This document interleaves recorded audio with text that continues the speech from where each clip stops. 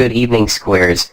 Tonight I'd like to talk about 2020, because I have come to the realization that President Trump will be re-elected in 2020.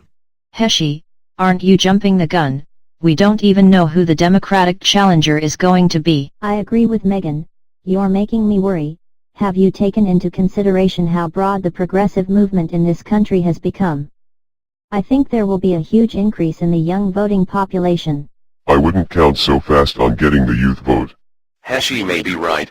Trump has a rock-solid base within the Republican Party that has not wavered one bit. His poll numbers in that group have stayed near 40% for 2 years. It represents 80% of the Republican Party. You may be right, but the progressives are becoming a force of their own. Bernie Sanders did very well in 2016.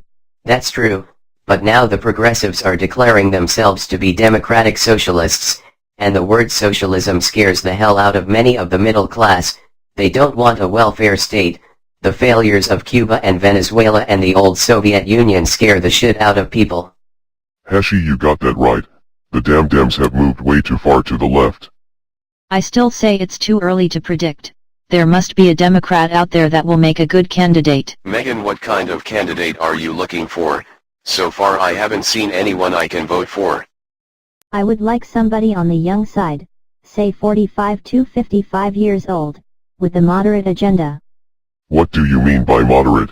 A moderate Democrat might still be too far left for many voters in the red states. We need a strong centrist, on the young side, not over 60, someone who has the experience to bring back compromise to our government. You have your head up your derriere.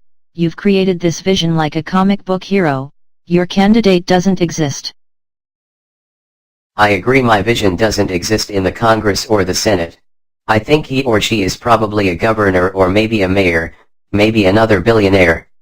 Heshy, finding the right candidate will be a major problem, and overcoming history is another factor.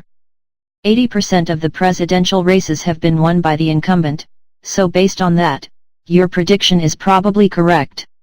True. In addition to being the incumbent, the red states will not turn blue, and the blues won't turn red.